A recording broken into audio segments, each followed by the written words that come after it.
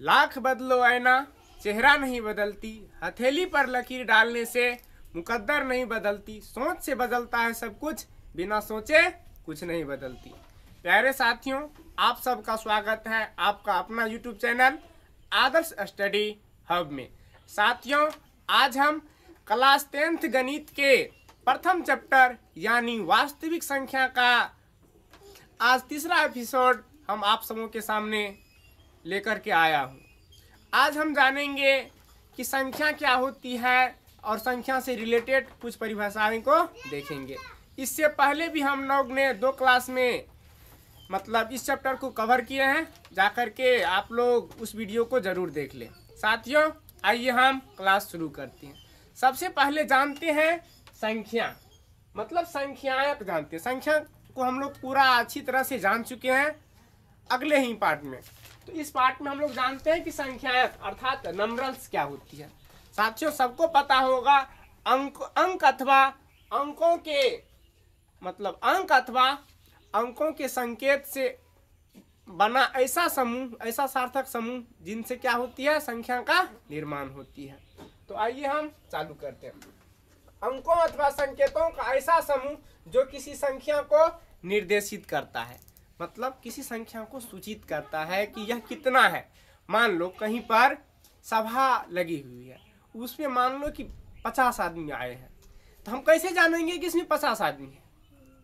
तो इसलिए वहां पर गिनना होगा कि कितना व्यक्ति इसमें है। तो अंक और अंकों के संकेत से हम लोग क्या कर देते हैं, उसको निर्दिष्ट कर देते हैं कि इस समूह में कितने लोग आए।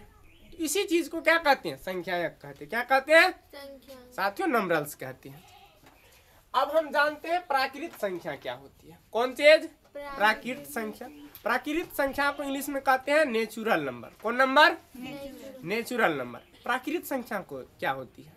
गिनती की वे सभी संख्याएं जिसका प्रयोग हम अपने दैनिक जीवन में करते हैं वही क्या है? प्राकृत संख्या है। क्या है? प्राकृतिक संख्या। तो क्या हम बोलेंगे? गिनती की सभी संख्या के समूह को ही क्या कहेंगे? प्राकृत संख्या। क्या कहेंगे? तो यहाँ पर लिख भी दिए, गिनती के सभी संख्याओं के समूह को क्या कहते हैं? प्राकृत संख्या कहते हैं। मतलब जहाँ से हम गिनना प्रारंभ कर देते हैं वही क्या कहलाती है? प्राकृत संख्या। प्राकृत संख्या के समूह को n से रिप्रेजेंट करते हैं, अर्थात n से क्या करते हैं हम लोग? सूचित करते हैं। तो n belongs to 1, 2, 3, 4, 5, 6 ... so on, मतलब इन्फिनाइट तक, अनंत तक। तो यहाँ पर यह आ रही है मुद्दा कि वास्तविक संख्या का शुरुआत कहाँ से हो रही है? 1 से। अगर मान लो कहीं पर हम मान लो विद्यार्थी है, यहाँ पर बहुत सारे विद्यार्थी हैं, सभी को हम लाइन में लगा दिए, तो हम बोलेंगे कि काउंट करो कि अभी कितना विद्यार्थी क्लास में आए हैं, मतलब इस टाइम आए हैं। तो कहाँ से प्रारंभ करेगी? तुम लोग गिनना स्टार्ट करेगी 1 से। 1, 2, 3, 4, 5, 6, 7, 8, 9, 10 इस तरह से गिनती रहेगी और संख्या को आगे बढ़ाती रहेगी। तो यही गिनती की संख्या को ही क्या कहते हैं? प्राकृत संख्या कहते हैं। क्या कहते हैं? जहाँ से हम गणना प्रारंभ कर देते हैं वही क्या कहलाती है? प्राकृत। अगर हम पूछे कि सबसे छोटी प्राकृत संख्या क्या होती है, बताओ? सबसे छोटी प्राकृत संख्या 1। अगर पूछे सबसे बड़ी प्राकृत संख्या? अनंत। क्योंकि बड़ी का कोई लेखा जोखा नहीं है कि कौन बड़ा है। इसका अगर गिनती करते करते तुम मर भी जाएगा ना, तो गिनती का कहीं पर खत्म होने वाली नहीं है, क्योंकि यह सो ऑन है, मतलब अनंत तक जाती रहेगी। इसलिए सबसे छोटी प्राकृतिक संख्या 1 और अंतिम का कोई अभी अस्तित्व नहीं, कहाँ तक और न होगा। अब हम जानते हैं पूर्ण संख्या। कौन संख्या? पूर्ण संख्या को अंग्रेजी में क्या कहते हैं? Whole number. क्या कहते हैं? तो पूर्ण संख्या का डिफिनेशन हम क्या देंगे? शून्य सहित प्राकृतिक संख्या के समूह को ही क्या कहेंगे? पूर्ण संख्या। शून्य सहित प्राकृत संख्या के समूह को पूर्ण संख्या कहेंगे। अर्थात जहां से हम गिनती स्टार्ट करते हैं ना, वह सारे संख्या वह, लेकिन उससे पहले हम शून्य से अगर स्टार्ट कर देंगे तब जाकर के क्या कहलाएगी? वह पूर्ण संख्या, होल नंबर। कौन नंबर? तो जैसे शून्य से स्टार्ट कर देते हैं, शून्य और सारे गिनती की संख्या, सारे गिनती के संख्या के समूह, इस प्रकार से 4, 5, 6, 7, 8, 9, 10, 11, 12 जितना लिख सकती है उतना। Dot dot infinite. अगर बाबू हम पूछे कि सबसे छोटी पूर्ण संख्या क्या होती है, 0। सबको पता है। अगर एग्जाम में पूछेगा कि सबसे छोटी पूर्ण संख्या 0। क्या बोलेगी? 0। शून्य होती है। क्या होती है? शून्य। अगर सबसे बड़ी प्राकृत संख्या, इन्फिनाइट। सबसे बड़ी पूर्ण संख्या, इन्फिनाइट। सबसे बड़ी, अभी दूसरा ना, सबसे छोटी प्राकृत संख्या, 1। सबसे छोटी पूर्ण संख्या 0। 0। पूर्ण संख्या में 0। चलो हम आगे बढ़ते हैं। आप जानते हैं पूर्णांक संख्या? हाँ साथियों, पूर्ण संख्या को W से सूचित किया जाता है। किससे रिप्रेजेंट किया जाता है? पूर्णांक संख्या। पूर्णांक संख्या हम डिफिनेशन लिख दिए। क्या होगा? शून्य सहित धनात्मक एवं ऋणात्मक संख्या के समूह को ही क्या कहेंगे? पूर्णांक संख्या। शून्य सहित धनात्मक एवं ऋणात्मक गिनती के संख्या के समूह को ही क्या कहेंगे? पूर्णांक संख्या। तो आइए डिफिनेशन भी देख लेते हैं। शून्य सहित धनात्मक तथा ऋणात्मक गिनती की संख्या के समूह को पूर्णांक संख्या कहते हैं। पूर्णांक संख्या को साथियों आई से रिप्रेजेंट करते हैं। किससे रिप्रेजेंट करते हैं? आई से। चलो हम डिफिनेशन आई बोलो या जेड बोलो, ये किससे सूचित करते हैं? इसको पूर्णांक संख्या को आई से भी कर देते हैं और जेड से भी करते हैं। तो जैसे अगर मान लो यहाँ पर शून्य सहित बोले हैं ना, धनात्मक पूर्णांक होना चाहिए। कौन पूर्णांक? मतलब धनात्मक संख्या, धनात्मक गिनती की संख्या, और ऋणात्मक गिनती की संख्या। गिनना कहाँ से स्टार्ट करेंगे? 1 से, 2, 3, 4, 5, 6 जाते रहो, खत्म होने वाली नहीं। फिर इधर -1, -2, -3, इसी प्रकार डॉट डॉट माइनस माइनस। अगर बाबू हम पूछे कि सबसे छोटी पूर्णांक संख्या, 0। नहीं, सबसे छोटी पूर्णांक संख्या, न तो इसका सबसे छोटी पूर्णांक संख्या होती है पता है, और न ही सबसे बड़ी पूर्णांक संख्या का हमें कोई मोल मतलब उसका बारे में पता है। छोटी और बड़ी संख्या पूर्णांक संख्या हमें पता नहीं चलती है। समझ में आया? पूर्णांक संख्या कोई पूछेगा अगर सबसे छोटी पूर्णांक संख्या तो बोलना माइनस इन्फिनाइट। आप बोलेगा कि सबसे बड़ी पूर्णांक संख्या तो प्लस इन्फिनाइट। बस। अब हम आगे बढ़ते हैं। शून्य। सबको पता होगा कि शून्य का क्या मतलब है। शून्य का मतलब है, अगर शून्य नहीं होता तो हम 100 कैसे लिखते, 1000 कैसे लिखते, 1 करोड़ कैसे लिखते, 1 अरब कैसे लिखते। शून्य का अस्तित्व है। शून्य को क्या कहेंगे? शून्य क्या है? शून्य भी एक पूर्णांक है। शून्य भी क्या है? शून्य एक क्या है? पूर्णांक है। लेकिन यह तो न ही धनात्मक पूर्णांक है और न ही ऋणात्मक पूर्णांक है। यह क्या है? अऋणात्मक पूर्णांक है। लेकिन यह क्या है? अऋणात्मक पूर्णांक। समझ में आया? तो शून्य भी क्या है? एक संख्या। शून्य भी क्या है? तो डिफिनेशन भी लिख दिए कि शून्य एक पूर्णांक है। शून्य एक क्या है? लेकिन यह न तो धनात्मक और न ही ऋणात्मक पूर्णांक है। न ही धनात्मक पूर्णांक, न ही ऋणात्मक पूर्णांक, लेकिन यह निश्चित रूप से अऋणात्मक पूर्णांक है। अऋणात्मक मतलब माइनस नहीं, इसको हम प्लस बोल सकते हैं। अऋणात्मक पूर्णांक सबको पता है? पता हो गया ना? अब चलो अब आगे बढ़ते हैं। रूढ़ या अभाज्य संख्या। अभाज्य संख्या का ही दूसरा नाम क्या है? रूढ़ संख्या। क्या सर अभाज्य संख्या क्या होती है? अभाज्य जिसमें भाग न लगे वह संख्या क्या कहलाती है? अभाज्य। इसे समझ में नहीं आया? आ गया होगा, लेकिन इसका मूल कॉन्सेप्ट क्या होगा कि वैसी संख्या जिनका केवल और केवल 2 गुणनखंड हो उसे क्या कहेंगे? अभाज्य संख्या कहेंगे। अर्थात वैसी संख्या जिनका केवल और केवल 2 अपवर्तक हो उसे क्या कहेंगे? अभाज्य संख्या। या दूसरा भी ये भी कह सकते हैं कि वैसी संख्या जो एक एवं स्वयं से विभाजित हो और अन्य किसी संख्या से विभाजित न हो उसे क्या कहती है? अभाज्य संख्या। तो बोलेंगे सबसे छोटा अभाज्य संख्या बोलो सबसे छोटा अभाज्य संख्या 3 2 2 2 होगा। बोलेगा कि सर 1 होगा। 1 सबसे छोटी अभाज्य संख्या, एक अभाज्य संख्या नहीं होती है, क्योंकि 1 का 2 गुणनखंड है ही नहीं, सिर्फ और सिर्फ ओनली फॉर 1 है, इसलिए 1 सबसे छोटी अभाज्य संख्या नहीं होगा। क्या होगा? 2 होगा। ठीक है सर, 2 कैसे? 2 तो सम संख्या, हाँ सम संख्या है, कोई बात नहीं, लेकिन 2 अभाज्य संख्या होगा। क्यों? कि 2 का 2 गुणनखंड होता है, 1 और 2, मतलब 2 का अपवर्तक कितने? 2, 1 और 2, इसलिए 2 गुणनखंड हुआ ना, इसलिए सबसे छोटी अभाज्य संख्या 2, सबसे छोटी अभाज्य संख्या 2, तो 2।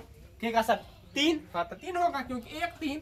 ठीक है सर, 4 नहीं होगा, क्योंकि 1 से भी कट रही है, 2 से विभाजित हो रही है, 4 से भी विभाजित हो रही है। इसमें कितना से विभाजित होना चाहिए? सिर्फ और सिर्फ 2 विभाजित, मतलब गुणनखंड होना चाहिए। कितना फैक्टर होना चाहिए? 2, लेकिन 4 में तो 3 है ना, इसलिए 4 नहीं होगा। कितना हो जाएगा? 5 7 11 13 17 डॉट डॉट इसी प्रकार से चलती है। ठीक, अगर हम पूछे बाबू रे कि 1 से लेकर के 100 तक के बीच कितने अभाज्य संख्या है, तब क्या बोलेगे तुम लोग? निकाल के देख लेंगे। तो रट लेना, इतना को रट लेना है। 1 से 100 के बीच कुल 25 अभाज्य संख्या होती है। नोट पॉइंट हम बना दिए कि 1 से 100 के बीच कितनी अभाज्य संख्या होती है? 25 अभाज्य संख्या होते हैं। किसी को कोई प्रॉब्लम? तो 1 से 100 के बीच कितने अभाज्य संख्या? 25। अब हम जानते हैं सह अभाज्य संख्या, को प्राइम नंबर। कौन संख्या? को प्राइम नंबर, सह अभाज्य संख्या। वैसी 2 अभाज्य संख्या, वैसी 2 अभाज्य संख्या जिनका महत्तम समापवर्तक कितना होगा? 1 होगा, वह क्या कहलाएगी? सह अभाज्य संख्या। लिख दिए हैं सह अभाज्य संख्या। यदि 2 संख्याओं का महत्तम समापवर्तक 1 हो, वही क्या कहलाती है? सह अभाज्य संख्या। एक सर कौन कौन? तो अभी तो हम तुरंत बताए अभाज्य संख्या, तो 2 3 अभाज्य है ना, 2 3 हो जाएगा। ठीक है सर, यदि 2 संख्याओं का महत्तम ये है ना, फिर 5 7 में होगा, हाँ फिर 11 13 होगा ना, 11 13 17 19, ये भी हो सकता है, फिर 5 11 भी कर सकते हैं, कोई दिक्कत नहीं, क्योंकि 2 अभाज्य संख्या ले रहे हैं, उसका अगर महत्तम समापवर्तक 1 आ रही है, तो वह क्या मौसा, जिसका महत्तम समापवर्तक का मतलब क्या? जिसका मौसा 1 हो, अर्थात HCF 1 हो, तो वे सारे संख्या क्या कहलाएंगे? वे सारे संख्या अभाज्य। उसमें भी सम लेना है या भाज्य नहीं लेना है, 2 अभाज्य संख्या लेकर के अगर महत्तम समापवर्तक 1 आ रही है, तब जाकर के क्या कहलाएगी? सह अभाज्य संख्या। समझ में आया? सहअभाज्य संख्या के लिए इसमें क्या कहते हैं? को प्राइम नंबर। क्या कहते हैं? को प्राइम नंबर। अब अगर जुड़वा अभाज्य संख्या, कौन अभाज्य संख्या? यदि 2 अभाज्य संख्याओं का अंतर कितना होना चाहिए? 2। यदि 2 अभाज्य संख्याओं का अंतर 2 आएगी, तब जाकर के क्या कहलाएगी? वह जुड़वा अभाज्य संख्या। तो बीच का अंतर मतलब क्या? घटा, माइनस, तो घटा करके कितना? 2 आना चाहिए। तो देखते हैं किसका किसका देगा। जैसे 3 5, 3 एक अभाज्य है ना, और 5 भी अभाज्य है ना, तो 3 5 का अंतर कितना? 2 आया ना। 5 में से 3 घटाओ तो 2, 3 में से 5 को घटाओ तो माइनस, तो 2 ना आ रही है, तो 2। इसी प्रकार ठीक है सर, 7 9, 7 9 नहीं होगा, 5 7 हो जाएगी, 5 7, क्योंकि 9 अभाज्य संख्या नहीं है। फिर 11 13, फिर क्या सर 13 15, 13 15 भी नहीं होगा, 13 15 भी नहीं होगा। तब क्या होगा? बोलो 13 17, 13 17, 13 17 के बीच में अंतर देखो तो कितना का? 13 17 के बीच में कितना का अंतर है? 4 का अंतर। 4 होगा, अंतर कितना होना चाहिए? 2 का, तो 17 और 19। इसी प्रकार से यह संख्या का निर्माण होती जाएगी, कोई दिक्कत? अब हम जानते हैं यौगिक। यौगिक को ही क्या कहते हैं? भाज्य संख्या। क्या कहते हैं? भाज्य संख्या। मतलब कंपोजिट नंबर। कौन संख्या? Composite number. Composite number. कौन नंबर? Composite number. तो कंपोजिट नंबर किसे कहेंगे?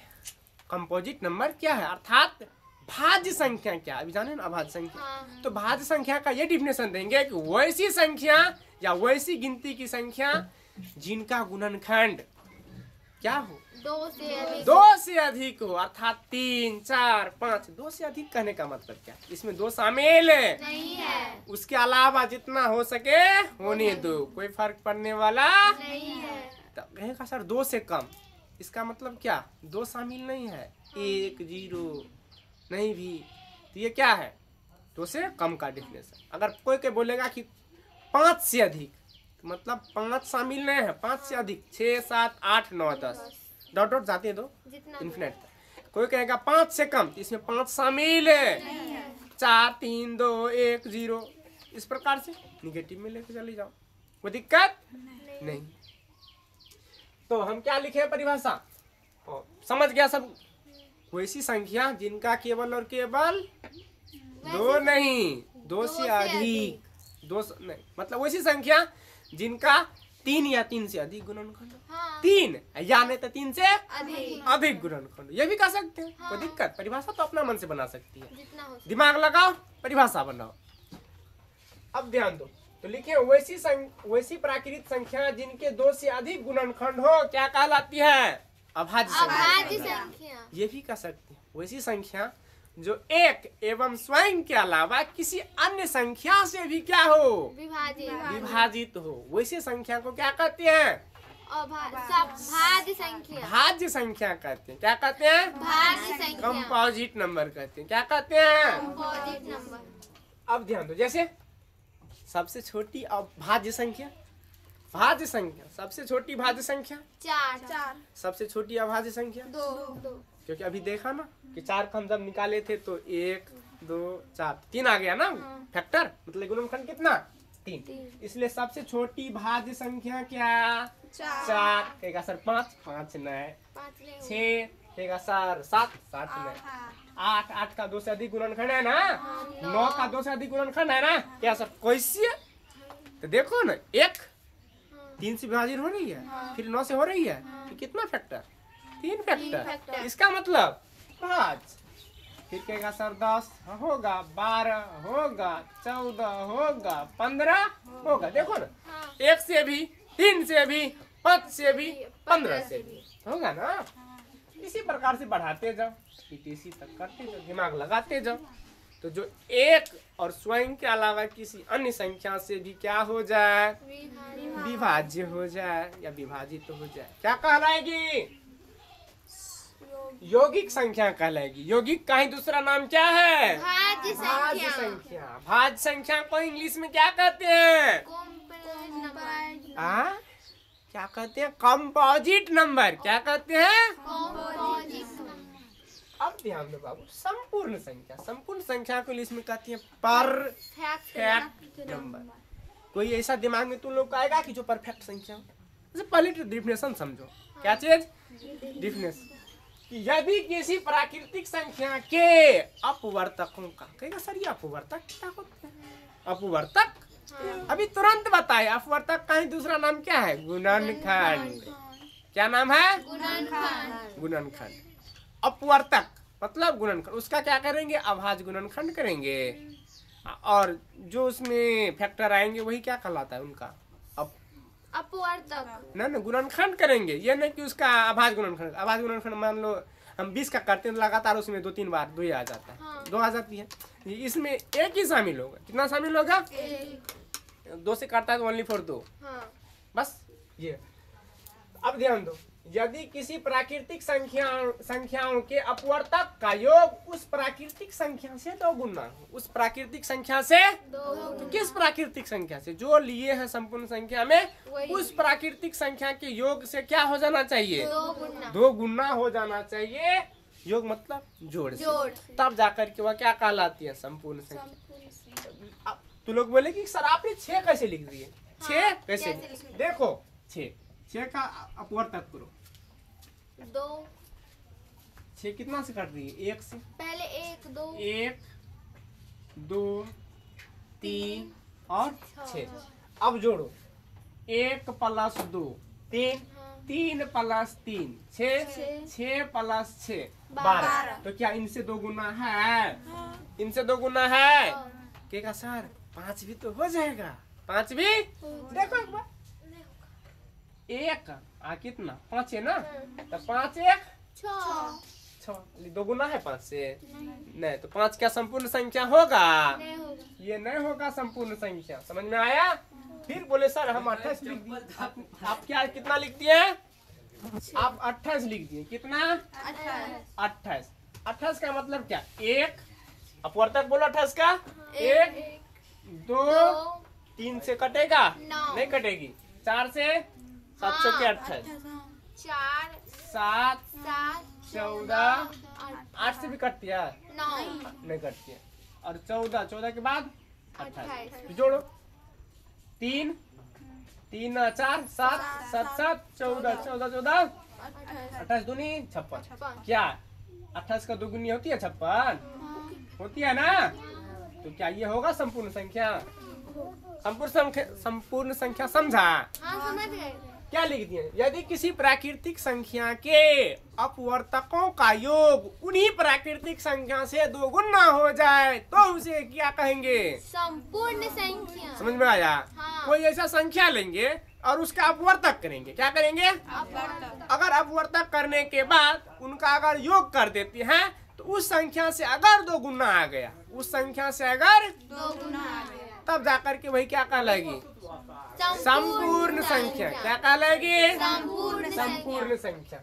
जैसे 6 का किया तो 6 का 2 गुना आ गया जोड़ने पर, अपवर्तक करने के बाद 12 आ गई ना। उसी प्रकार 28 क्या किए तो आ गया ना 56। तो अगर तू लोग देख लेना और कोई संख्या होगा तो लिख लेना, दिमाग लगाना। सब कमेंट में बताएगा कि और अगला एक भी अपवर्तक संख्या का नाम आप लोग अपवर्तक संख्या कमेंट कीजिए। अब ध्यान दो, सम संख्या मतलब इवेन नंबर। सम संख्या को इंग्लिश में क्या कहते हैं? Even number. मतलब वैसी संख्या जो 2 से पूर्णतः क्या हो? विभाज्य हो, उसे क्या कहेंगे? सम संख्या। Even number. तो कहेगा सर 2 से विभाज्य, इसका मतलब क्या? ये भी कह सकते हैं। दूसरा डिफिनेशन हम ये भी दिमाग लगा कर बना सकते हैं कि वैसी संख्या जिनका अंतिम अंक 0 2 4 6 8 10 का 0 तो बोल दिए। अंतिम का अंक कितना होना चाहिए?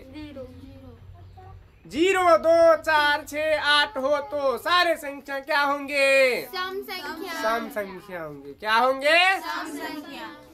किसी भी संख्या के अंतिम अंक अगर इकाई अंक, अंतिम अंक को क्या बोलते हैं? इकाई अंक। किसी संख्या के इकाई अंक अगर 0 2 4 6 8 हो तो ये सारे संख्या क्या कहलाते हैं? सम संख्या। तो सम संख्या क्या 2 होगी? 2 कट रही है 2 से, 2 से विभाज्य हो रही है ना। 2 होगी 4 6 8 10 12 14 16 18 20 56 0 5 6 ये भी हो जाएगी। हाँ। होगा ना। 9 9 0 डाल दो। अंतिम में 0 है ना, हो जाएगी। डॉट डॉट जितना लिखना है लिख। लेकिन सबसे छोटी सम संख्या, सबसे छोटी सम संख्या 2। ठीक। सम संख्या को इंग्लिश में क्या कहते हैं? Even number. अब आ जाओ विषम संख्या। वैसी प्राकृत संख्या जो 2 से पूर्णतः विभाज्य न हो, ऐसे संख्या को क्या कहते हैं? विषम संख्या। तो विषम संख्या का ये भी हम डिफिनेशन बना सकते हैं कि वैसी संख्या जिनके अंतिम अंक, जिनके अंतिम अंक क्या बोलेंगे? वैसी संख्या जिनका इकाई अंक 1 हो 3 हो 5 हो 7 हो 9 हो, ये सारे संख्या क्या कहलाएगी? विषम संख्या। विषम संख्या। क्या कहलाएगी? विषम संख्या। 1 3 5 7 11 19 बोलो ना, अंतिम वाला है 21 इतना करके लिख दो। ये क्या कहलाएगी? 22 है कुछ भी लिखते जाओ ना। अंतिम में 3 कर दो, क्या विषम संख्या कहलाएगी? या अंतिम में 7 कर दो। इस प्रकार से क्या हो जाएगी? सारे संख्या विषम। अब भिन्न संख्या क्या कहेंगे? भिन्न संख्या किसको? जिस संख्या का मतलब किसी संख्या के अंश और हर का न्यूनतम अनुपात को ही क्या कहते हैं?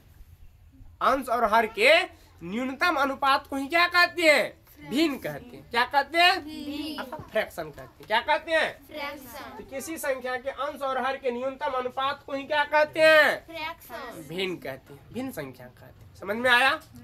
अंश और हर के न्यूनतम अनुपात। कहेगा सर क्या ये होगा भिन्न संख्या? 12/12 मान लेते हैं 8 है। कितना है? ये नहीं भिन्न संख्या कहलाएगी। ये भिन्न संख्या न्यूनतम अनुपात करो।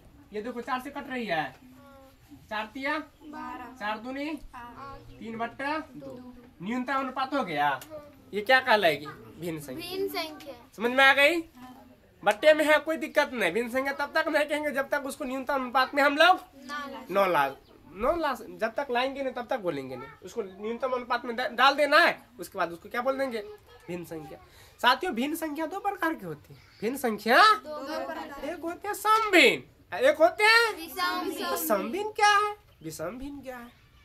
अभी जो यहाँ पर दिख रही है यह क्या है? ये समभिन्न नहीं है, ये विषम भिन्न है। समभिन्न का मतलब जिसका अंश हर से छोटा हो, वैसा भिन्न जिसका अंश हर से छोटा हो समभिन्न कहलाता है। क्या कहलाता है? विषम भिन्न। वैसा भिन्न जिसका अंश हर से बड़ा हो क्या कहलाता है? विषम भिन्न। आइए हम सम भिन्न और विषम भिन्न का एग्जाम्पल्स के माध्यम से देखते हैं। इसको कहते हैं सम, यहाँ पर लिख देते हैं विषम। ये भी भिन्न, ये भी भिन्न। जैसे 5/9 क्या कहलाएगी? समभिन्न, क्योंकि हर बड़ा है अंश छोटा है, समभिन्न। यहीं पर लिख देंगे अगर 11/3 तो दोनों तो भिन्न है ना, मतलब विषम संख्या है ना। लेकिन क्या क्या कहलाएगी? विषम भिन्न कहलाएगी। क्या कहलाएगी? विषम भिन्न। इसका अंश बड़ा है। ये भी लिख सकता है, कोई डाउट नहीं है कि 10/2 या 11 भी लिख दो ना। क्या कहलाएगी? समभिन्न। यहाँ पर भी कोई दिक्कत नहीं है। तू 25 मतलब 30 लिखना है, 30/2 तू लिख दो 29। क्या कहलाएगी? विषम भिन्न। क्योंकि अंश बड़ा है ना हर से। एक भी बड़ा, एक बड़ा है लेकिन ना क्या कहलाएगी? विषम भिन्न। समझ में आ गया? एक और होते हैं मिश्रित भिन्न। क्या होते हैं? मिश्रित भिन्न। वैसे पूर्णांक मतलब क्या बोलेंगे? मिश्रित भिन्न को क्या? जिसमें पूर्णांक भी शामिल है, पूर्णांक संख्या भी शामिल है। तो वैसे धनात्मक पूर्णांक मतलब किसी धनात्मक पूर्णांक के साथ अगर भिन्न संख्या जुड़ जाती है ना, किसी धनात्मक पूर्णांक के साथ अगर सम भिन्न मिल जाती है तो क्या कहलाती है? मिश्रित भिन्न। कैसा भिन्न मिलना चाहिए? सम भिन्न मिलना चाहिए। कैसा भिन्न मिलना चाहिए? सम भिन्न। किसके साथ? धनात्मक पूर्णांक के साथ। किसके साथ? धनात्मक पूर्णांक। तो जैसे अगर मान लो यहाँ पर हम लेते हैं जैसे 3 पूर्णांक लिखते हैं कहीं पर, ऊपर में क्या होना चाहिए? कम, नीचा में ज्यादा। ये क्या कहलाएगी?